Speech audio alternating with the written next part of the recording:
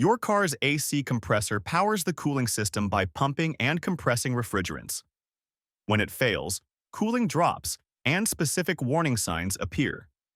This video will cover 7 key symptoms of a bad automotive AC compressor, explains each in detail, and provides DIY testing tips to help you diagnose issues before they worsen. Symptom 1: weak airflow. If the air from your vents feels weak or lacks force even with the fan on high, it could point to a failing compressor.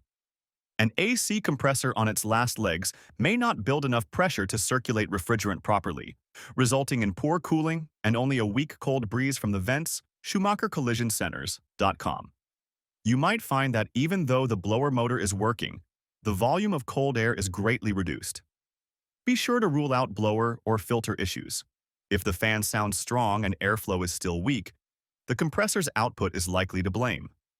DIY tip: check airflow by comparing the vent output to normal operation or to another similar vehicle. If little air comes out despite a clean cabin filter and a strong fan, the compressor could be struggling to move the refrigerant. Symptom 2: warm air from vents. Another telltale sign of a bad AC compressor is the AC blowing warm or hot air instead of cold. If the compressor cannot compress the refrigerant effectively, the system won't remove heat from the cabin, and you'll feel only lukewarm air. HagenAnsensync.com AirRepairPros.com. Often, the air might start off cool and then turn warm as the weak compressor fails to maintain the necessary pressure. This can happen intermittently. At first, you may notice the AC blows cold on some drives and warm on others as the compressor sporadically works. In some cases, you might only feel cold air when driving at higher speeds, as the weak compressor struggles to build pressure at low RPM. DIY tip: use a thermometer at the dash vents to measure the outlet temperature. If the vent air isn't significantly colder than ambient, even with the AC on max, the compressor likely isn't doing its job and may need attention. Symptom 3: unusual noises. Strange noises coming from the engine bay when the AC is running often indicate compressor trouble. Listen for grinding, whining, or rattling sounds emanating from the compressor area. HagenAnsensync.com. These noises can result from internal parts failing, for example, worn bearings, a seizing compressor shaft, or a failing clutch can all cause loud metal-on-metal or squealing sound. SchumacherCollisionCenters.com. Vibration along with the noise is another warning sign, since a failing compressor may shake or shudder as it struggles. A healthy compressor should run with a steady, soft hum. Any sharp clanking or screaming noise is a red flag.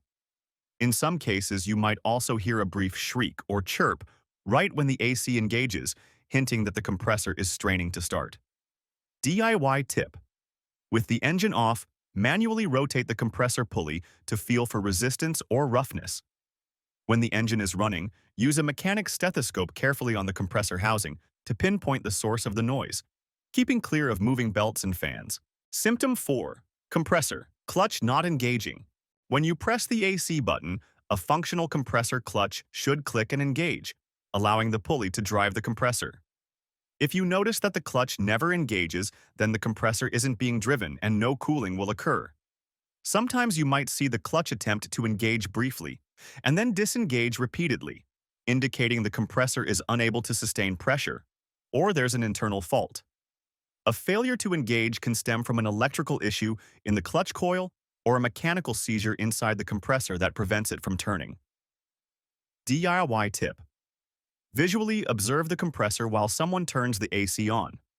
No movement of the clutch, or a clutch that only clicks in momentarily before stopping, signals a clutch-tosh compressor problem. You can test the clutch coil with a multimeter for proper resistance. If the coil is open or shorted, the clutch won't engage and the compressor will need repair or replacement. Symptom 5: refrigerant or oil leaks.